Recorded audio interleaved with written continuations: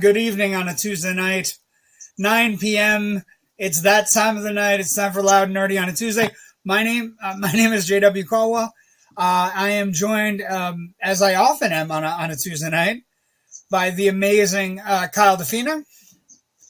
Why do you have? No, I did not watch that. And by the way, it's not the. Because you're going to ask me. Hold on. Go ahead. What am I going to ask you? Go ahead. You're going to ask me, hey, did you watch blank, like Aiders? And no, I didn't watch Aiders. This Traitors, guy again. No, I gotta wait until all of them are out and just binge it. I can't do that show week by week. Oh, they're doing 3 episodes a week, so it's fine. I'm pissed off that we can't get the British version. They're running both seasons concurrently right now. British season started as well, so we have to wait until it goes on. I'm so pissed. Anyway, also joined by Jerry Kamora. How you doing? Ugh, this guy again. I'm glad you're both here. I'm glad you're having a good week. I know Kyle's been busy in New York this week. Yes. Apparently not taking a phone so he could do his homework, but hey, who the fuck am I? I'm kidding. I'm joking. Let's see. We got some people in saying hi. Hey, brothers. Hey, Sean. Good to see you. Joe Ridgely says good evening. Hey, boys. Hey, Raven. How are you? And Ken McKernan. Good evening, friends. I wish to thank you all for supporting me and wish me well. Ken is home from the ICU. Awesome. I'm glad. Good for Ken. Get better. Feel better. Live better. And we appreciate you showing up on a Tuesday night when you're laid up with whatever malady you have. But thank you for joining us. Let's see. Raven also writes, glad you're doing better, Ken. Yeah, I think everybody is. Ken's like the Indie Escape Network mascot. We appreciate him. I'm just gonna get a picture of Ken and he has good taste. Save Ken is basically gonna go up on all the stuff around me. Save Ken.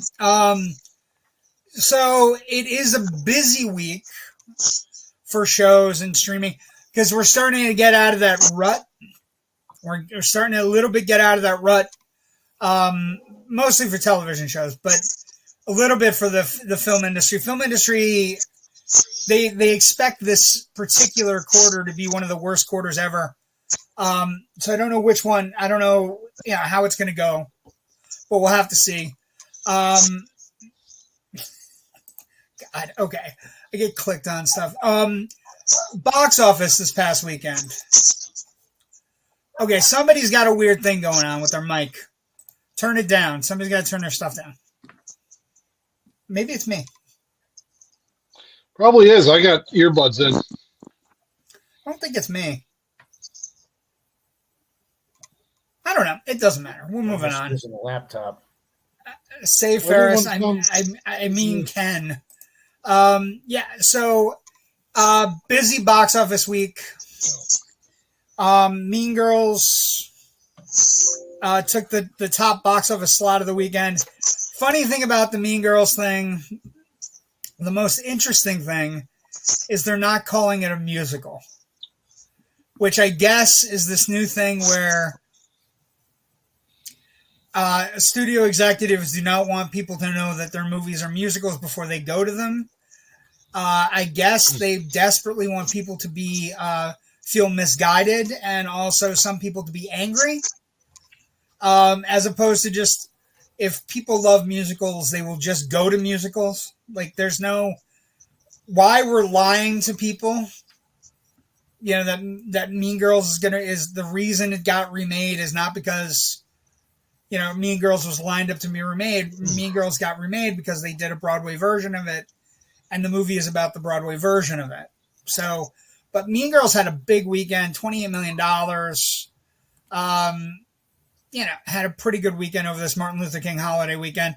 Also, The Beekeeper had a great weekend. The Beekeeper, by the way, just so we're clear, is just a big, loud, dumb action film that grossed $22 million worldwide over the weekend. The budget on the film is not that much. Like you would shockingly low for an action film. So that did very well as well. And then we had a bunch of holdover movies. We had, we had Wonka holding over in third place, up to 176 million for the holiday season. Anyone But You having a really big holdover rate per week, the way they look at it. Anything under 50% is good for a holdover. Anyone But You is up to $55 million after a $7 million weekend. Migration is trying to chug it out to 100 million, and it's at 85. And then Aquaman came in sixth place and is just careening to the bottom of the ocean. Other movies that opened this past weekend, The Book of Clarence landed with a thud.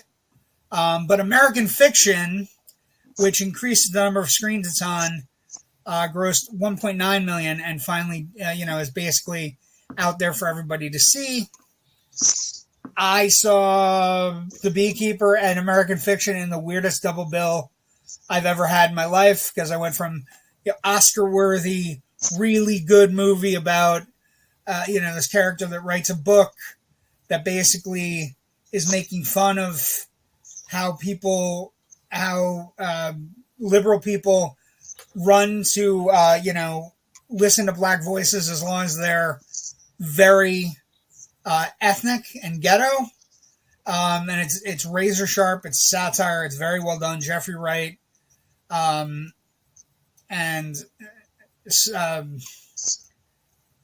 Brown from Last of Us. It's a really good movie, solid movie. Beekeeper isn't bad.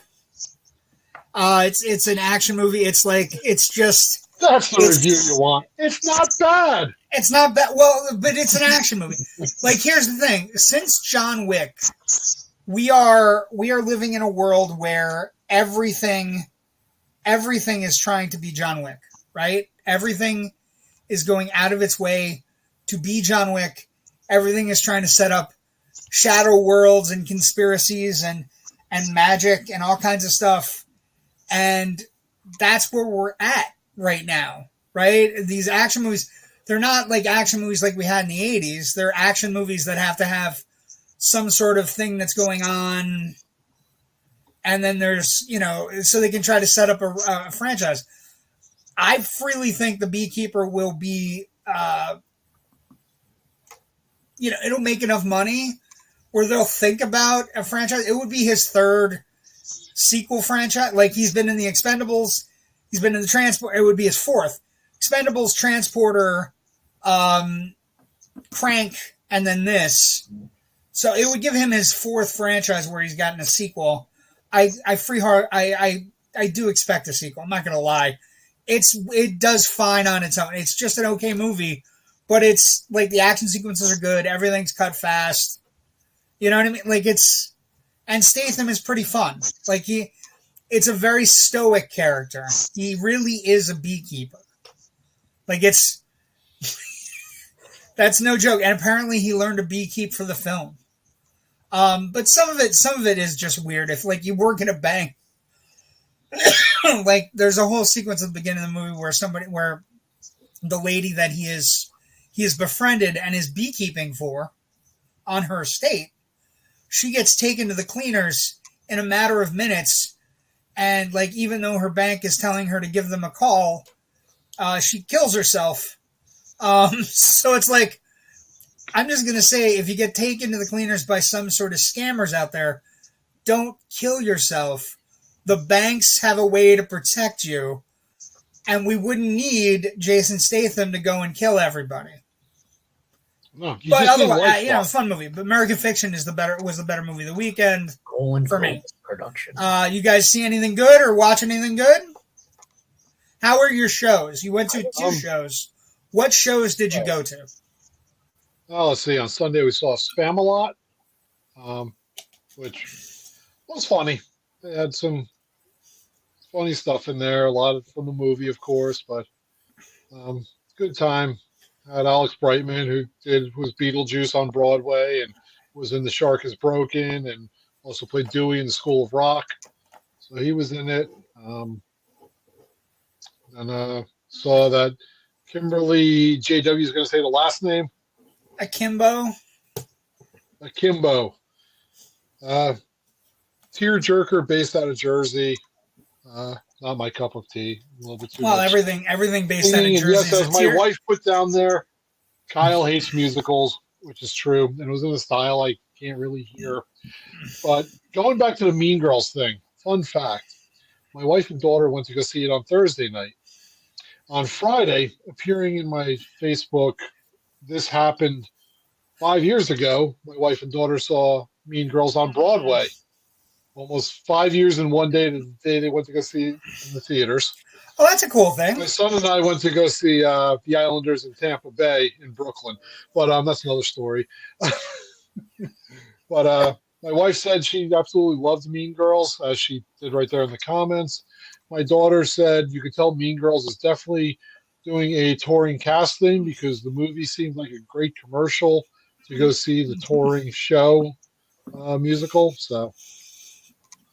Oh yeah, no, and from what I'm hearing, I haven't seen it yet. Probably going to see it this Thursday, along with ISS. I'm doing like double and triple bills on Thursdays these days. But yeah, I mean, I hear, it's, Ariel Carvalho is in it. I hear it's, she's very good, and she almost steals the movie every time she's on screen. She of course played Moana. The voice of Moana in the animated cartoon. So we'll just have to see. We got some comments. Let's see what we got. Let's see where we at. Because musicals is a bad word. That's sad. Book of Clarence looks fun. Yeah, Book of Clarence does look fun, but it also my question, Raven, is it looks fun, but who the fuck is it for? Some of these movies that are getting made, you just go, okay.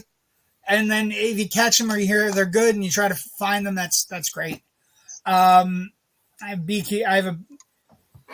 beekeeper poster and pictures. So this is the beekeeper poster. I think it's just hilarious because he never once there's a lot of bee action. To me, it looks like right after the snap happened in a Marvel movie and he's disintegrating. He's disintegrating before us. Ken McKernan, he's in the Fast and the Furious movies also. Yes, but not necessarily his movies. If the Shaw movie, if they make another Rock and Shaw movie, yeah, I'll say that's a franchise. He appears in them. He doesn't necessarily. He just shows up. They're not his. You know what I mean? They're not his totally. Let's see. Crank, not Prank. Love that movie. So silly, stupid, amazing. Yeah, Chev Chelios is a great name for an action character. Kyle hates musicals. We talked about this. A lot of people hate musicals. It is what it is. I just don't understand. My thing is, I think we're running into a weird place where if you don't say they're musicals and people go and they didn't know it was a musical, because I did read some things about people walking out of Mean Girls, walking out of Wonka, walking out of Color Purple going, I didn't know I was going to a fucking musical. The funny thing about I think it started with The Greatest Showman. The Greatest Showman wasn't really advertised as a musical, but more about P.T. I thought Barnum. they advertised the hell out of that as a musical. Because I remember the posters and the trailers having music by boom, boom, boom, boom, boom, going down the screen. But I just think it's a weird thing that music by though just makes it sound like a soundtrack like you would get in the 90s with Last Action Hero. New track by Guns N' Roses. And, The Crow was a good musical then. The Crow is a fantastic musical. Can't wait for the musical Crow. What else? Let's see. Love Mean Girls. I can't imagine you not loving Mean Girls. It's been massive for years. Mean Girls is it's become one of those push button movies. We're talking about doing a couple different movies on Generation Movie, and one of the things that came up was that 13 Going on 30 is another one of those movies right now. 13 Going on 30 is 20 years old, and it's it's a lot of people's quietly, favorite movie. You know what I mean? I did my one religious music of the year. I'm not doing another one. Is that the Kimberly Akimbo? Is it religious? or she's talking about Spamalot, because Spamalot's about the Holy Grail. I mean, it does have a great scene with God. That's what I'm saying. Also the Holy Hand Grenade of Antioch. They can't sing all the time. So the original Color Purple, how they made a musical must be Oprah magic. I think the Color Purple, maybe it's Oprah magic, but I think, religious movies, JWs, I went and I saw Journey to Bethlehem. Oh, yeah, no. Sorry, no. That's not happening. May be blessed. No. They had a singing camel in the trailer. I was like, I'm good. I was like, no, we're good.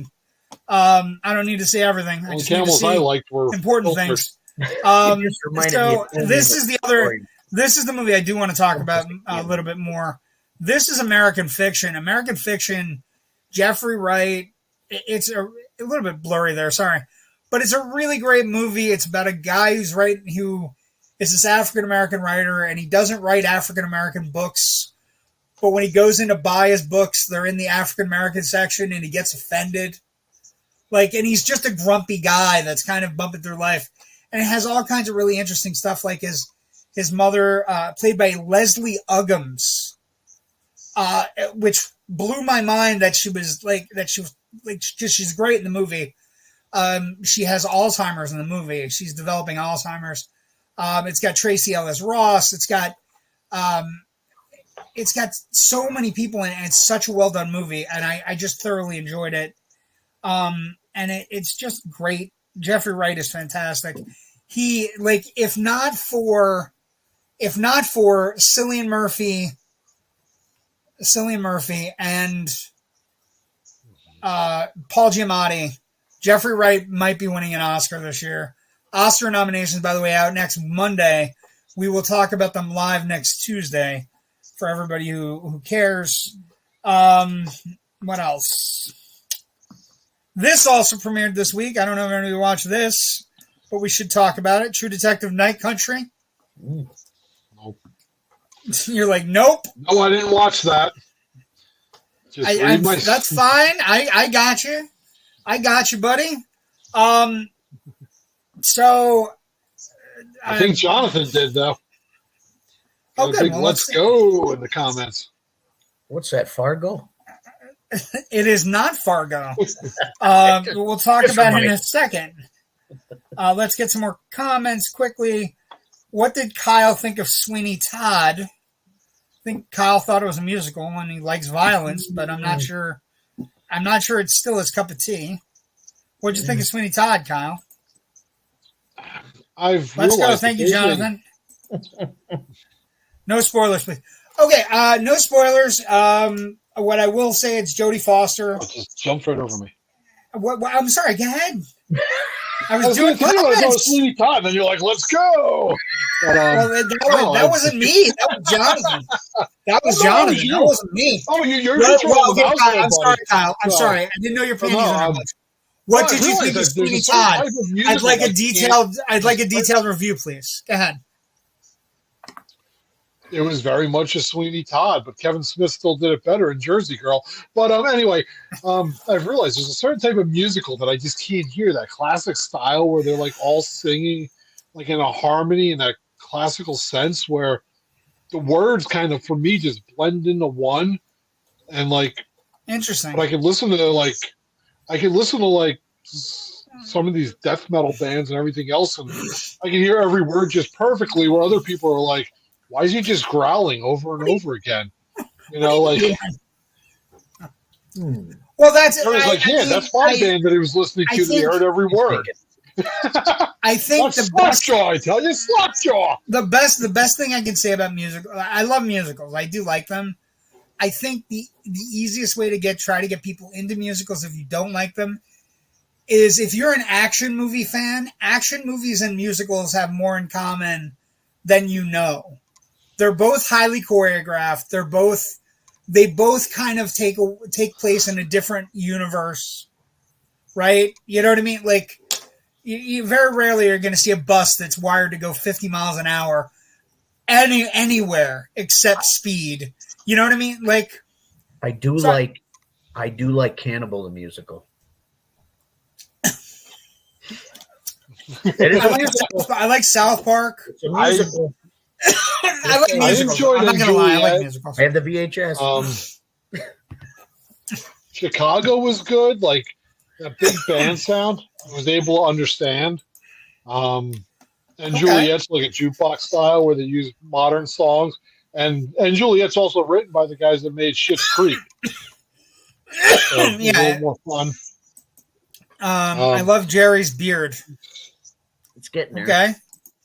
Everyone loves a nice that means musical, his especially wife. metal fans. I think I think the other Night Country, you were saying it looks like Fargo.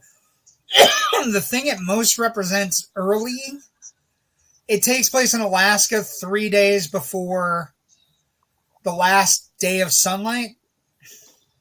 So it had, like, first off, the True Detective franchise has always had a sense of supernatural impending, a sense of like something's going on deeper in the universe kind of thing. Jodie Foster, and she's playing a small town, Ennis, Alaska, is where this show is set. And basically, there are a bunch of guys that are out at a research facility. I don't know what you guys think about research facilities in snow, but I happen to love them immensely. It's only because you got Weapon X out of it. Like Men Behind the Sun. Well, no, it has a striking resemblance early to The Thing. But it's it's dark, it's snowy, it's dealing with a lot of different things going on. Jodie Foster's got a lot of shit going on with her character. And we haven't seen Jodie sink her teeth into something in a while. So maybe, having like I like the show. I think it's unique and interesting. Yes, we'll see what happens. Oh, we got a cameo! And yes, Jonathan, You're alive. Musical would be awesome. We're glad you're alive and not sick. What? From Kansas City. Oh, yeah. No, I'm glad you're not frozen to the chair still. Yeah, we're With your upgraded 2 rows behind the bench seats. Yeah. I'm so glad Taylor could breathe in your general direction. You're now blessed for life. Let's see. And just with that, Jerry froze. And Jerry's frozen. Just like his wife wasn't. Jerry unfreezes. We'll hit comments. She's like they're back in Kansas City, frozen. You frozen in KC. They're back. Everyone likes Kyle liked MJ. Michael Jackson was good. Is Howard the Duck in a musical? The dancers in that the dancers in the Michael Jackson musical do not have bones. The way those people moved was amazing.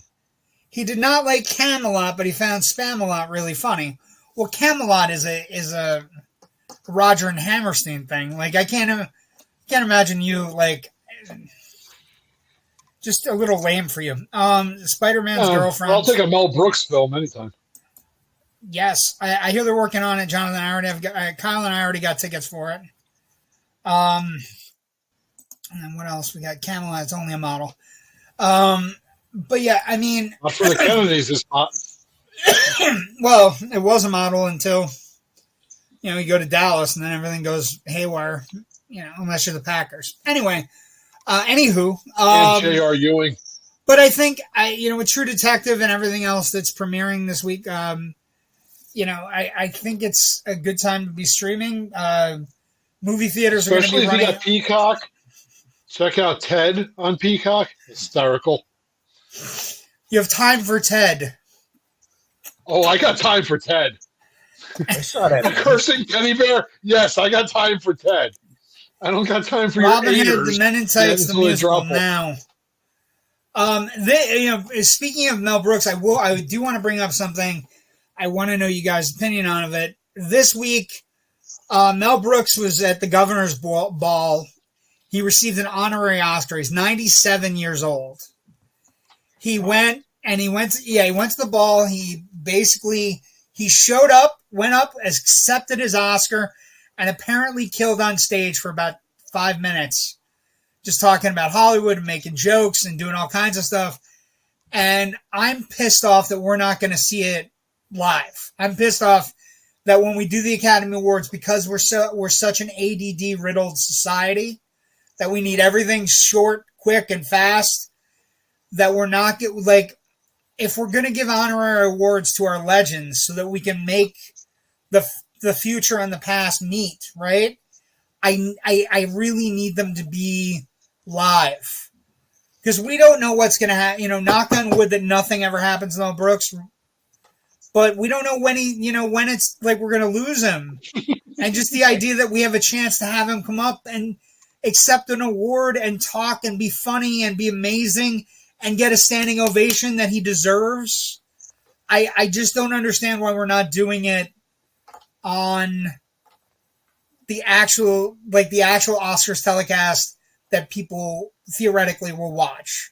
We're doing it at a governor's ball in the middle of January. You know what I mean? Like, I don't understand. Because that's one of the reasons I watched the Oscars, is because I like the past meeting up with the future and just, you know, old movies and new movies taking their places is what I live for. But I whatever. It's History of the World is the best. And History of the World sequel was good too. The new one that was just on Hulu, funny as balls. Like, it was really funny, and he apparently helped out a lot with it. Let's see. We never got Spaceballs 2 though. There are rumors. That would have been. There's great. rumors abundant, but the man's 96. Like, come on. If it's not Mel Brooks, of course, you watched Ted Sigh. Let's see. I love the old Robin Hood Men in Tights. Isn't he going to be at the MegaCon convention? I do believe Carrie Elways. I don't think it's Robin Hood meet and greet. I think it's Princess Bride reunion.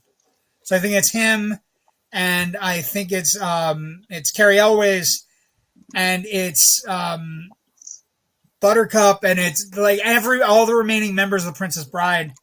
So like Billy Crystal and everything. Of course, you watch Ted. You get wrapped again. You know what's back for a second season? The Traitors. Yeah, I know. I am well aware. Right there, The Traitors is back. There's 2 concurrent seasons going, actually, Missy. The British version's also running, and you can find it on some illegal sites. You have to download it. The Toxic Avenger has a musical, but they are remaking the Toxic Avenger. That's coming out. That's coming out soon. The original. Let's see, man. I hope they leak it online. Let's talk about the Mel Brooks. I think she's talking about the Mel Brooks thing. Did you think Echo was likable? And also in the comic, isn't she blind, not deaf? Did I think Echo was likable? I liked Echo. I'm a sucker for Marvel stuff. I thought it was good. I thought it was solid. I am a sucker right now with regards to Marvel. I am looking forward to the actors that I think are properly cast. And the one actor in Echo that is super properly cast is Vincent D'Onofrio as Fisk, as the Kingpin. He's a tremendous Kingpin. He's sad and angry and bitter and violent and just all the things. And the Echo storyline that he's in, and I don't want to give away any spoilers because we're still under a week. So I want to give everybody, there is a major plot thread at the end of the credits of the end of the 5 episodes, that where they're headed with him and how he could possibly impact every Marvel character that's in the tri-state area. Like, it's inevitable what they're going to do. And if he ends up, I think they should sign him to 4 or 5 things and have him pop up and just be an annoying bastard for everybody, for Spider-Man, for Daredevil, for the Defenders, for whoever wants to fuck around and find out. I'm happy with Echo. The Echo characters, every time there's a character design, Marvel can change things a little bit. And Echo is not one of those characters like Daredevil or Iron Man or the Hulk that are locked. So Echo's a character, like a newer character that isn't as traditional, is what I would say for you, Jasper. Joe, Toxic Avenger is literally the worst musical I've ever seen. Yeah, but we just like Toxic Avenger. I don't think Joe's saying it's a great musical.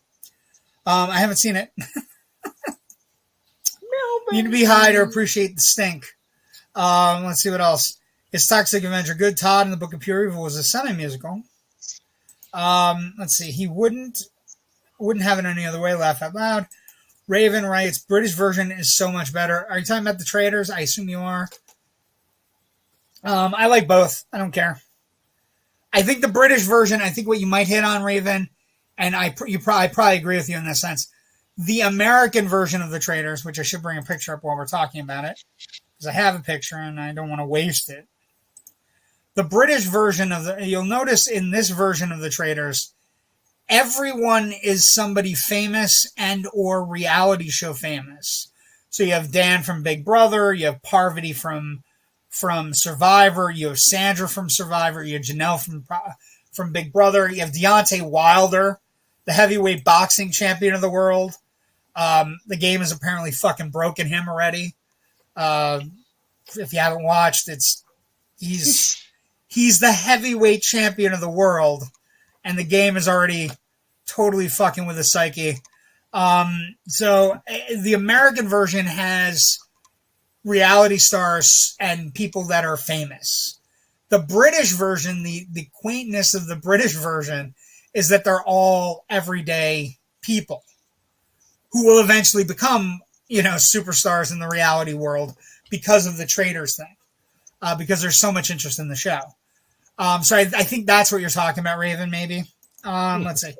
New Toxic Avenger movie trailer looks good. It does. Peter Dinklage, of course, is playing the Toxic Avenger, so it should be interesting. Let's see. Vinny D is the best Kingpin. MCD was an amazing actor, but Vincent just breathe. Yeah, Vincent D'Onofrio, he's been so good as the Kingpin, just so great. But no Flavor Flav. Yeah, no Flavor Flav. Nope. Another cameo. Yes, we've gotten 2 cameos from we should make it a drinking game, Jerry. Every time your wife appears and then disappears or either goes left or right, you have to take a shot or give a shot to somebody sitting next to you. Or if one of your kids shows up, then you have to finish a beer. But yeah, I mean, The Traitors is quickly becoming my favorite game show, reality show, whatever you want to call it. It's up there. I love Survivor. I'll always love Survivor, and I like Big Brother. Traitors is fun when you can binge it though. You gotta watch all of it in one day. It's 13 episodes. Who has 13 hours? You just said you don't have time to watch things, and you're like, one day, 13 hours, all Traitors, all day. That's a clear the calendar moment. I go, hey, Kyle, can you watch a 25-minute Twilight Zone? I don't have time. I don't got time. No, I didn't watch it. No, I didn't watch it. Commercial free anymore. No, is that your segue to your Twilight episode for this week? It's not Twilight. It's Twilight Zone. Twilight Zone, my friend. Okay, it is a good segue. It is a perfect segue to the Twilight Zone corner. You've crossed over into Loud and Nerdy Twilight Zone. Okay, so if it was a real Twilight Zone, folks, I would have found time to watch it. Jesus Christ. It's so sad. This episode is called One for the Angels. I love this episode so much. I want that hat. He's fantastic. So it's Ed Wynn plays a character named Lou Bookman. Ed Wynn, of course, is one of the great comedic actors, from the early 19th century or 20th century, I should say. And he did great, amazing stuff. He did 1930s touring shows. And later in his career, he developed into a very good dramatic actor. So he was very much into radio and television, and he was comedic, and he did a lot of funny things and amazing stuff. He's also he's also very famously made a caricature in Merry Melodies. And he's been in Betty Boop shorts. He's been in movies like Cinderfella. He's been in The Great Man. He's just one of the great actors that he's in The Diary of Anne Frank. He's in so many things that you would recognize him for. He was the Mad Hatter voice from Alice in Wonderland. He's also part of Mary Poppins. He's Uncle Albert floating around, right? Singing I Love to Laugh. That's where a lot of people get to know him from. But in this episode of The Twilight Zone, it's a real interesting episode. He plays a guy that just sells stuff on the street. So like a New York barker, it sells watches and ties and toys, and all the kids in the neighborhood love him because he's this kindly old gentleman. And he meets one day, he runs into death. So this is the first episode of The Twilight Zone that is supernatural. I mean, we're only 2 episodes in, but this is a completely supernatural take. And he runs into death. And the whole concept of this particular episode is that he tricks Death. Basically, Death has a series of checklists. Death, by the way, for folks that are wondering, an amazing performance by Death, played by Murray Hamilton. You would recognize him, of course, as the man who basically got a lot of people eaten in Jaws. Murray Hamilton is the actor that played the mayor in Jaws. So very recognizable. He's in a black suit. He's following behind. He's got a book. He knows all about Mr. Bookman. And it's this really touching episode about an old guy, and he basically tricks Death and says, hey, I can't be taken until I make the perfect pitch, one for the Angels. I make a pitch that, I sell something or do something where it's the best pitch I've ever done. And he tricks Death, and Death gets pissy. Death gets angry, and Death hits one of the children on the street that Lou is very affectionate towards. Her name's Maggie. He's one of his neighbors. And so the whole thing becomes this him versus Death thing, where Death has to return at 12 o'clock to pick up Maggie and take her on her way. And Lou stands outside waiting for Death. And at that moment, he starts selling Death everything in his trunk, everything in his suitcase. And it's ties, it's thread, it's little toys, it's everything. And Death buys all of it. And he misses the appointment for the little girl, at which point Bookman turns to him and says, I've given the best pitch I've ever given, one for the Angels.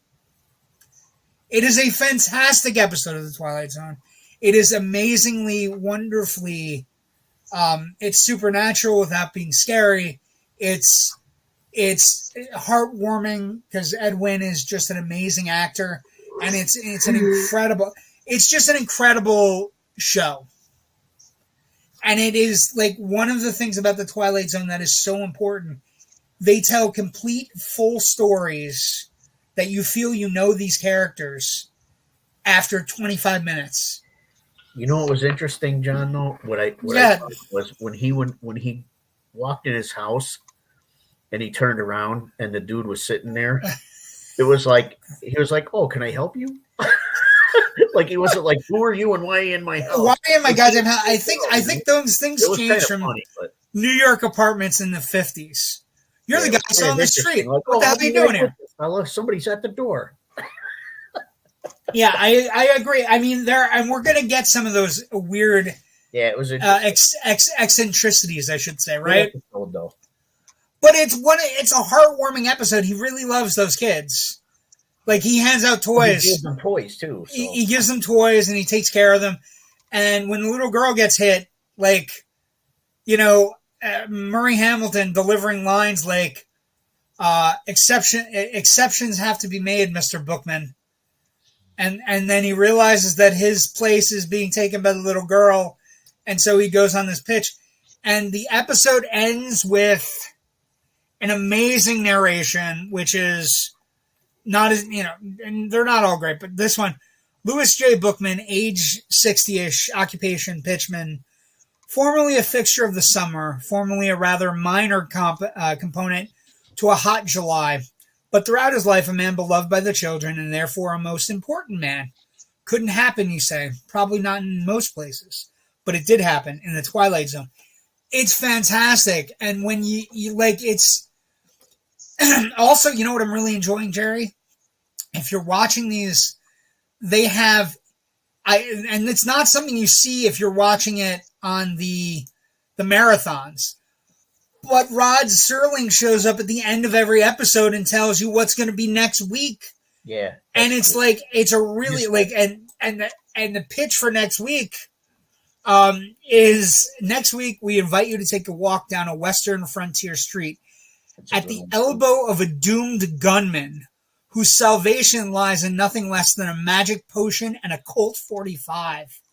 Mr. Dan Duryea, who of course is from northeastern Pennsylvania, stars in Mr. Denton on Doomsday next week on the Twilight Zone. We hope you'll be able to be with us. Thank you and good night. The stuff at the end of the episodes is great. It's just, it's usually Rod Serling standing there with a prop from next week's show. And it's just fantastic. Okay, let's see some comments of me going a little bit in on the Twilight Zone. Yeah, it is what it is. Comments are wild. I watched it. Okay. Favorite game show? Actually. Okay. I'm drinking without the game. Good job, Jonathan. Keep it up, baby. I loved it. Thank you, JW. Cool. I watch it. You better fucking talk about it. You're welcome. I said thank you. You're welcome. No, the separate, I watched it the same There we house. go. Manners are good. When he was here, and he couldn't even watch it with me. I'm not watching that. I don't even know when she watched it. I was probably asleep and she put it on. Well, I'm just saying, you're taking your co-host thing very seriously to not do any of the homework. I appreciate you. Thank you. I have somebody to yell at every week. Cheater. Paul Spratt taught me well, thank you. I feel like he always plays a toy maker. You know what? I think he plays eccentrics. Edwin plays eccentrics. But this one is really, like, I don't know. It's he's the uncle of Mary Poppins. Good job, Jasper. That's what. If you're not cheating, you're not trying. That's very much a Raider thing. Shame, Missy gonna tell on you, Kyle. Laugh out loud. Shame, Kyle. Shame. He was in Babes in Toyland. Yes, he's in Babes in Toyland as well. Let's see. What else? Well, 45 is magic. Bad magic. I did. Give me a second. You think you could fist fight Jaws? Like which Jaws? Like Bruce the Shark Jaws? Or like Jaws Richard Keel Jaws? Jaws 2, Jaws 3. Which Jaws? No, Jerry knows I'm right. Good one. Well, not just Moonraker. He's in other Jaws. He's in other Bond movies. But what I'm saying to you is, what Jaws am I going to fist fight? Is the question. It's a very good question. Cool 45 is magic, bad magic. For the longest. It is. If the 40 don't get you, the 5 sure will, though, Jasper. Let's see. This is so great. Love it. And then Jonathan writes, Jaws the Shark, 1 to 3. Well, okay. So the second, yeah, I don't. Why do you give me the finger about where he just said Jaws, and all I was saying was there are more than one Jaws that you could fist fight, and actually the Jaws I thought about was a better chance to fist fight. I mean, Bond doesn't get any shots in, but he at least fist fights. Have you seen Jabberjaw? I don't think I could fist. Well, jab, Jabberjaw. I remember that. Jabberjaw was great. My nephew, can I tell you something funny? My nephew laughs like Muttley. He cracks me the fuck up. Like every time he does, you look at him and go, exit stage left. That is, excuse me, that is not Muttley. I know it's not Mudley, but that fits the criteria. Snagglepuss. Are you doing right? a pop quiz with Jerry tonight? No pop quiz. We're not in Halloween season. Oh, No pop boy. quiz with Jerry tonight. Thank God. Jerry's Kyle, don't be a loser. Do the homework. Wow. Now you're getting called a fucking loser. That's mean. Take it on Lana T's 1-2 combo wombo. Is it though? I mean, Jonathan, theoretically, Quint is on a boat when he's fighting the shark, and shit don't go great for Quint. He gets a couple punches in, but then there's a whole bitey bite sequence that kind of doesn't go Quint's way. Actually, if you really pay close attention, Quint takes a fucking machete and jabs it into the front of Jaws. And you can see bitey bite. And he smashes his radio before Bitey bite. Dummy. Why would you? That is the dumbest part. Like, just because he doesn't want to lose the 10 grand. Right? It's a greed thing. It's funny. Let's see what else. Mr. Jaws on Pink Panther was better than Jabber Jaws. Okay.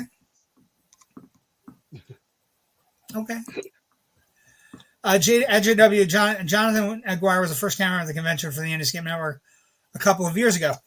Good to have you, Jonathan. We appreciate you coming back and visiting. We're always looking for cameramen and conventions and stuff. We'll talk. He'll send you my way. Sharks are just little fishes, are just fishes that are a little bigger. You can punch a fish, you can punch a shark. I feel punching a goldfish and punching a shark are two very different things. I don't know where this line of, again, Jonathan has been drinking, so I'm assuming that's where the line of comments are coming. Let's see what else we got. I never like goldfish. Leave Nemo alone. Fish are friends, not food, I guess. I don't know. But you know, it is what it is. Wait, keep going on the comments. Next comment, just keep going. Nemo has it coming? Why? What is going on? Jonathan's very aggressive. He's making me laugh, though. But yeah, I mean, when you look at the different things, I think the interesting thing about Twilight Zone finishing up, right? I think the really interesting thing, and Jerry, I think it might be something, if you are thinking about writing or if you're thinking about pitching, I feel going back and watching the Twilight Zone episodes are going to be a great way for you to get, because Serling is really good. He is very good at bare minimalist, giving you exactly what you need at any given moment to get to the next point. And it's just, the episodes are crisp. They move fluidly and effectively. The first two thus far, at least, are absolutely just minimalist, you know, is either supernatural or not supernatural, whatever. And I think a lot of TV shows that a lot of the shows that we have, you know, when you look at like something like Stranger Things or The Umbrella Academy or True Detective with North Country or any of these shows, like one of the things that happens is they get swallowed up by the writing, right? Trying to get everything in. Yeah. And maybe we could learn something from watching. The Twilight Zone just has an element of mystery to it that it's short, but it grabs you quick and it makes you want to watch. And they hook you. They hook and you it immediately. Did, like I said, like I wrote it. I watched the second one and then I jumped ahead. I had to watch the third one. Okay, so here's the how I'm intrigued. For everybody watching at home now, Kyle is a week behind, and Jerry is doing ahead. He's the teacher's pet. He's doing all the homework early. I appreciate that. Watching them again. I watched them all when I was Jerry, I'll be over for your lunch money tomorrow. I'm Buddy Revell. We didn't. And yes, JW. And yes, folks, JW spits. I'll be Buddy Revell, Kyle. I'll meet you after school at 3:00. You ain't getting out of it, and that's it. 3:00 high. It's all of a sudden 3:00 high, or all of a sudden though, it's called Bodyguard. Kryptonite. The two great movie Bodyguard movies. My Bodyguard or 3:00 High. My Bodyguard. Buddy is going to kill him. Let's see. You think a Nemo I just version? walked all high school. You think a Nemo version is in the Twilight world, and can it be punched? Jonathan, I'll ask. Any fish violence on Jonathan, you? over to that. I'm just wondering what the fishes have done to you. Jerry, drink to that too. No. Massive amounts of question marks. Let's see. Wishing you into the cornfield. Children of the Corn. He who walks behind the road. He who walks behind the road. Malachi. Laughing my ass off. So Jerry was the nerd and Kyle was the bully. JW going to help Jerry out at 3 by tripping Kyle and letting Jerry get in the sucker punch. Actually, to be honest, and Jerry knows this, nobody fucked around. I was the fat kid that nobody fucked around with. I made fun of people to the point where they were crying on buses, and I was a chameleon. Yeah, Jerry blended in with every crowd. I blended in with every crowd. You know, I didn't like. We had bullies in our high school, and I didn't like how they treated some of the kids, and so those bullies got eviscerated, usually publicly, usually with the little kids that were making fun of laughing at them, and I felt bad about that because I had no qualm about ripping into kids who were picking on kids that were littler than them. And JW was Randy, laugh out loud. Yeah, I don't like bullies. I just don't. It's not my gig. Try to be nice to everybody. Everybody be pleasant. Have a good time. Kyle, what do you got planned for this week? Are you going to go to the movies, or are you going to not watch something, or what are you doing? Probably not watching anything you suggest. Finish up Ted.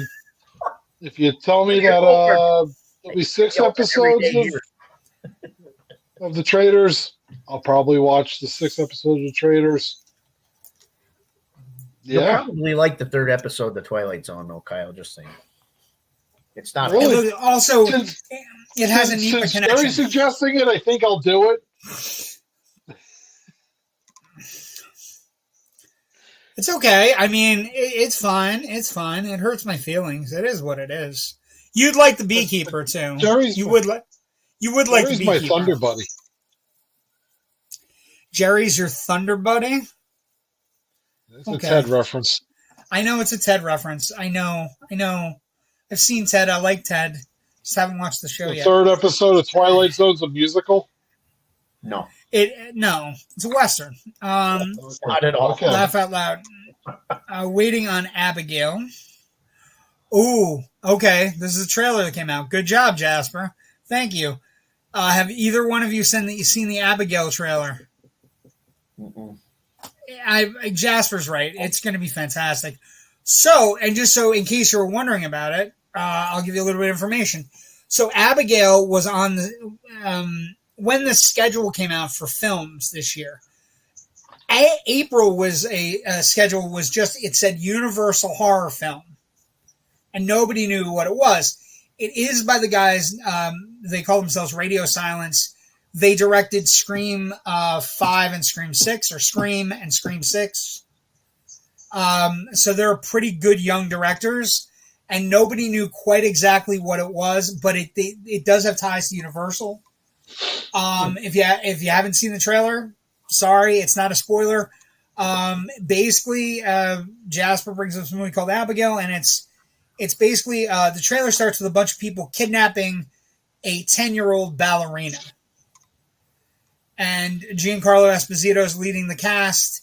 He's the leader of the group, and they basically take her to a safe house and and he says to them, all you have to do is keep her safe for 24 hours, and in 24 hours we'll have $50 million.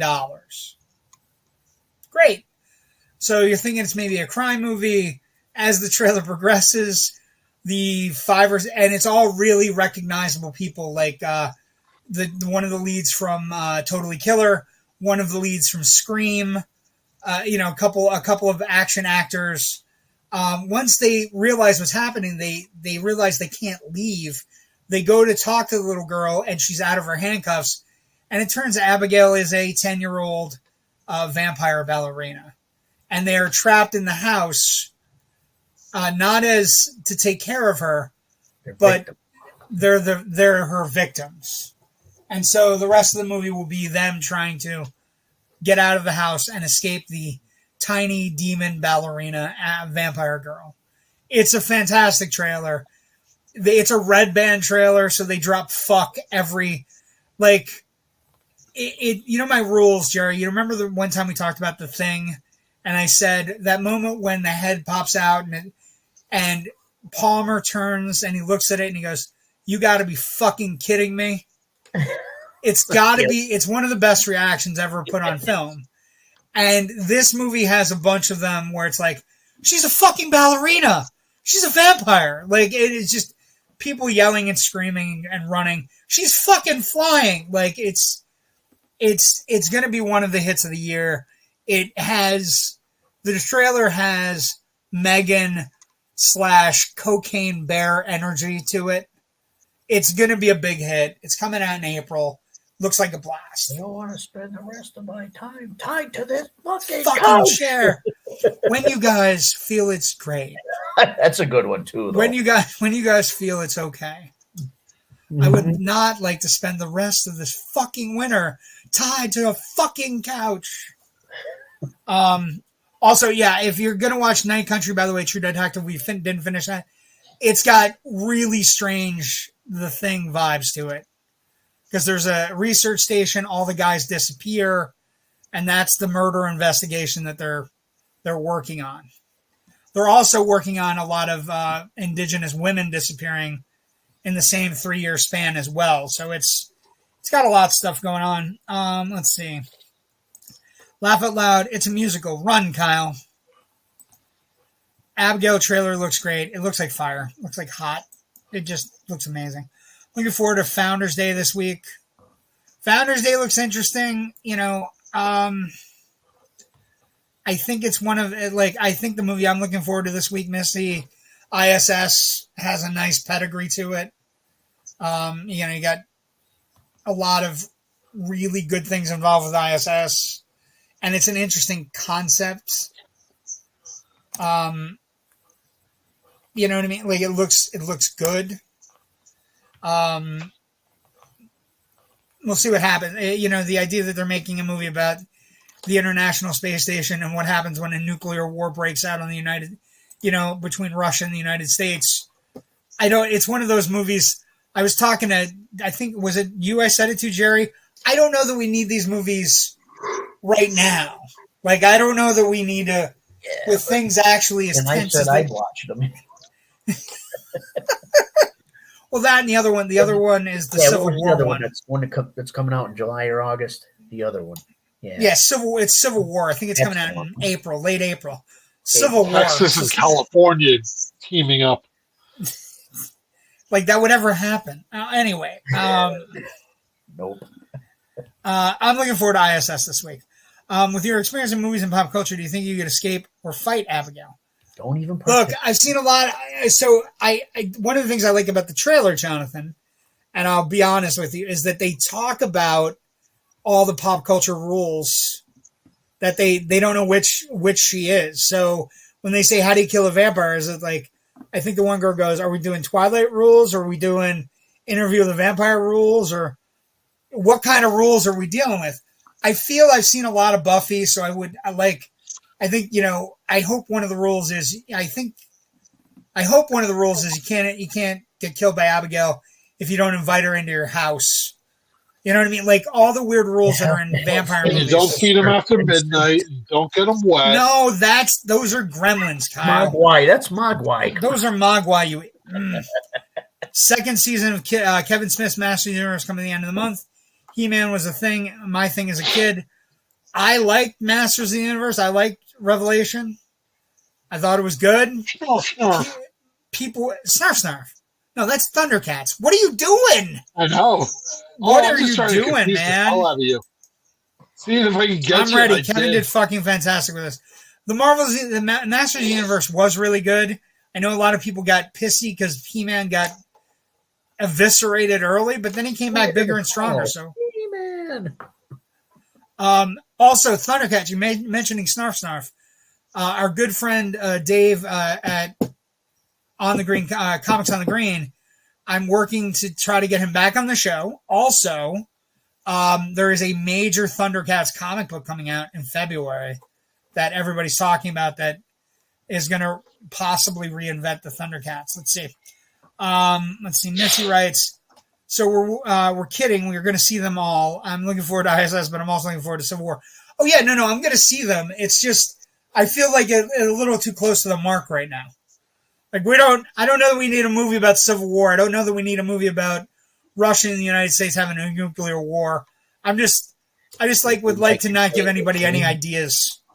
We seem to be a world right now that doesn't need any more stupid ideas. We need Matthew Broderick to redo War Games. We can't even fucking have Tide Pods without kids eating them. Not interested too close to home. I use movies as escapism. Maybe I'll watch later. That's what I'm saying. JW, check message, please. Okay, hold on. I'm sorry. I don't even have it open. I don't even have it open tonight. I tested my kids with the Tide Pod thing. You tested them? Did. Yes, I had Tide How did you test them? Wait a minute. You're openly admitting that you you hey, feed your kids Tide Pod. candy. I have this candy. You guys want to try it? And they both gave me this look like, what are you, stupid? I'm like, just checking. Just making sure. So now you're offering kids candy is what you're telling us. Well, yeah, I have to test my kids sometimes to make sure they're not dummies. You know. Would you like some candy, little girl? That's Tide Pod. Hoping Okay, Death and Other Details on Hulu is good. Yes. Let's see. I'm not 100% sure, but believe it's Texas and California, and the rest of the country. Yeah. The two extremes. Two extremes. But yeah, I mean, so we got some good things coming out. There's a lot of shows on right now. You know what's coming back to theaters that I would like to encourage people? Flashback Cinema. I don't know if do you guys have Flashback Cinema up there? Do you guys have where No. They're doing Escape from New York. Oh, It's coming back into theaters for a Sunday and a Wednesday performance.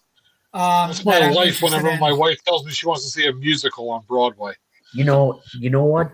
An Escape from New York musical? That'd be amazing. That'd be incredible. Video game too. It would be an amazing video game. You have to land the glider first, and then you got to. You have to land the glider. That would be incredible. I don't know anything, but they don't call it that. Let's see. They also have Mystery Movie Monday. Yeah, no, we're doing that down here. We have a couple they're horror films. For whatever reason, AMC is doing horror films, and we were trying to pick out what horror film it was going to be based on the fact that it's an hour and 31 minutes, and it's R-rated. So I figured out there's a shark movie coming out where people are trapped in a plane underwater, and there's sharks. So we'll see what happens. But sick of all these goddamn sharks in this motherfucking plane. And I've had it up to here with the motherfucking sharks and the motherfucking plane. Okay, this is a great place to end. We've had a good hour, a nice run. Where can people find you, Jerry? You got any shows coming up? Anything going on? No shows. You're okay. We're looking at trying to do studio stuff right now. Excellent. Your TikTok. Where can people find you on TikTok, Instagram, Facebook? Where can people find you? Well, my TikTok is J Kamora, or is it? I don't even know what it is. SLAPJAW 1998 is the main TikTok. Okay. And then Facebook is SLAPJAW or me or whatever. Doesn't matter. Nobody wants to find me anyway. That is so untrue. Anyway, Kyle, what about you? What do you got going on aside from going to a lot of Broadway shows and ignoring watching what you should be watching for this show? Oh, yeah. Well, February 17th and 18th, probably a couple of us might be around at the NEPA Comic-Con at the Moonlight Ballroom. Interesting you mentioned that. Interesting you mentioned that, because I hear the Indie Escape Network might have a table at this event. And I also hear Yeah. that it might not just be you and possibly Jerry, but it could be other people like Generation Movie people and people from a brand new show that might be premiering soon on the Indie Escape Network. And of course, it's all occurring at NEPA Comic-Con or Nerd Utopia, February 17th and 18th at NEPA Comic-Con, co-hosted by the Fun Times First one ever. So if you want this to continue in some place like Northeast PA, you guys got to come out and support it early. Yeah, hosted at the Moon Ballroom, which is right across the street from the Circle Drive-In. We are also going to have these boys on to talk about this as we get closer. Might have one on in January, one on in February. We are negotiating as we speak, but we are definitely going to be at that Comic-Con. We are also going to be at this Comic-Con, which is MegaCon at Orlando. Our press passes are finalized.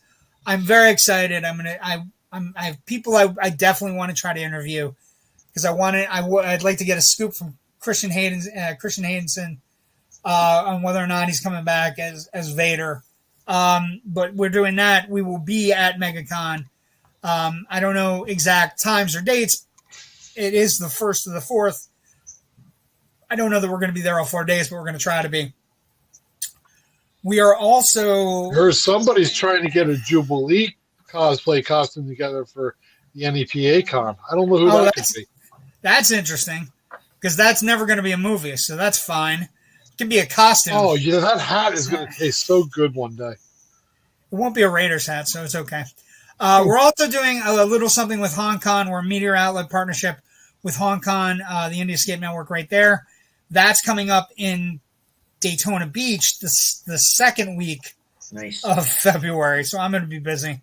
And then also, if you are a creative, have a new indie movie serial, have a commercial, have a band, have anything where it's homemade, it's something where you're trying to sell it, you want to try to talk to us. We've had of course Sean Smithson's Creations on the show. Email it to us. We'll play it in an upcoming show. We might invite you on the show to talk about your wares. Who knows what's going to happen? But we would be happy to keep creatives happy because, as you know, the Indie Escape Network is where creatives unite. So find us, find me, find our Facebook page. And that's another thing. If you're a fan of our work, if you like our show, if you love our show, and you love the shows that we do on the network, and we're working on more of them, I swear I am, by all means, like our Facebook page, like the YouTube page. The YouTube page is right there. YouTube channel has all of our shows, everything, including Sticky Microphone, The End of the Night, Generation Movie, and Loud and Nerdy. So we're growing this network. This network is a homegrown, and it's bigger, biggest. Yes, that's what we're trying to do. You can also find us, the Indie Escape Network, on the Facebook page. Please it takes literally 2 seconds for you to do this. It means the world to us, though, because it gets us in with advertisers. Also gets us, the amount of views, amount of likes, amount of whatever is a great way to say to one of your favorite stars. Maybe someday we'll have somebody on. There is a working thing going right now where we're maybe talking to, you guys know who Bruce Valanche is? He used to be on Hollywood. He used to write for Hollywood Squares. Wrote for Whoopi Goldberg. He wrote for Oscar shows. We're thinking about having him on to discuss why we can't have what's going on with award shows and not being able to get award shows right, because there's a big to do about the Critics' Choice Awards the other night. So we're planning a lot. Please stick with us, like and subscribe, and we appreciate you listening to us every week. Let's see. Stick with us. We'll get JW dialed in better, folks. We promise. Why don't you go fuck yourself? Gentlemen, I'd like to thank you for joining our network. You guys are a great dynamic together, an awesome addition to our team. Please, don't get them. Please. I can't even get Kyle to do homework. Please. Sean gives us thumbs up. That's what makes it dynamic. You're doing a great job. All you guys are. I'm super happy with the guys I chose. They're great. Yes. Thank you for joining us again. You can find me, JW the Movie Guy, on Facebook, Twitter, Instagram. all Hey, these Jerry, do that places. again. What? That The Buddy That is Christ. our avatar right there. That's Is the our Buddy avatar. Christ is what that was. That is the, Also, that is on the a, new on a, screen on a shield right personal there. note, I just want to say this: if you're thinking about, and this is a personal thing, it has nothing to do with anything, but I'm going to lay. If you're thinking at all about ever talking about somebody behind their back, don't do it. It eventually gets back to them. So stick with us. Have a good time. We'll see everybody With next all week. that, I'm still here. You're welcome, JW. I love when JW gets combative. It is what it is. Level up. Please make a gif of Jerry fights you 2 paws, 1 paw top on my back. Sorry, No, I want the thumbs up, Jerry. right? it's the Jerry Christ. Everybody have a good night. Something like that. Sloth giving a thumbs up. That's Sloth asking for a baby Ruth. Everybody have a great night. We'll see everybody next week. Look for also. Oh, one last thing. Sorry, before we end the stream, we are doing a weird movie or not a weird, but a cult movie this week on Generation Movie. We're doing a movie called The Love Witch. I have never seen this movie. It is got a lot of buzz, and so right. we're gonna watch it. Apparently, it acts like a '70s horror flick, but it was made recently. Jerry's watched it numerous times. Jerry, have you seen it? Have you seen it? Is it? Do you like it or no? It's okay. Cool. Okay, that's fine. That means I'll like it. By the way, if Jerry says it's okay, it's fine. I'll like it. Yeah, But that's coming up next Monday on Generation Okay. Movie. We'll see everybody here next Tuesday night, 9 o'clock for Loud Nerdy. Have a great night. Stay safe.